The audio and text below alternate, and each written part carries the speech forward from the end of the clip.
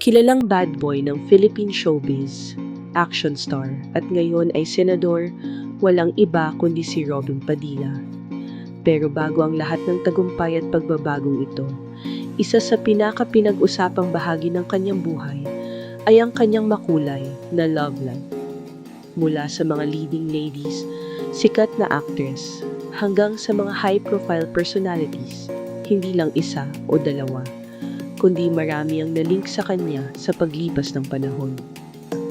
Kaya naman sa video na ito, balikan natin ang mga babaeng naging bahagi ng buhay ni Robin Padilla mula noon hanggang ngayon. Pero bago tayo magsimula, huwag kalimutang i-like at mag-subscribe para sa mas marami pang showbiz stories. Jobel Salvador. Isa sa mga unang nalink kay Robin ay si Jobel Salvador. Naging bahagi siya ng buhay ng aktor bago pa tuluyang sumikat si Robin bilang action star. Ayon sa mga ulat, nagkaroon sila ng anak na lalaki, isa sa mga unang kontrobersyal na usapin sa kanyang personal na buhay. Kris Aquino. Naging usap-usapan din ang relasyon niya kay Kris Aquino, anak ng dating Pangulo na si Corazon Aquino. Dahil sa magkaibang mundo nila, agad itong naging mainit na balita noon. Tumagal man ng halos isang taon, hindi rin ito nagtagal. Lia Orosa kasunod nito.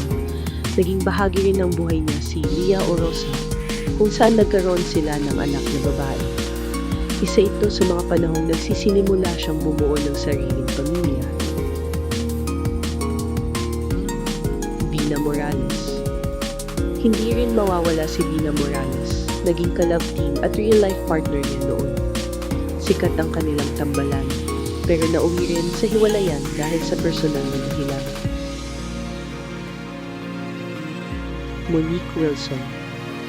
Nalink din siya kay Monique Wilson noong dekada 70, bagamat hindi naging detalyado ang kanilang relasyon sa publiko. Dolly Ann Carvajal.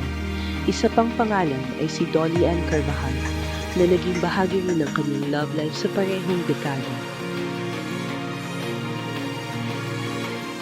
Sharon Cuneta. Naging usap-usapan din ang tambalan nila ni Sharon Cuneta matapos ang kanilang pelikula.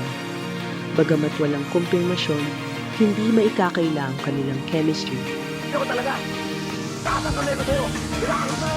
Rufa Gutierrez. Si Rufa Gutierrez ay isa sa mga high-profile relationships ni Robin. Umabot pa ito sa usapang kasal, pero nauwi rin sa hiwalayan. Magbibiro ng gano'n, so hindi niya, Lizel Sicampo. Ang kanyang unang asawa, si Lizel Sicampo. Nagkaroon sila ng 4 na anak, kabilang sina Kylie at Queen. Matapos ang ilang taon, naghiwalay din sila.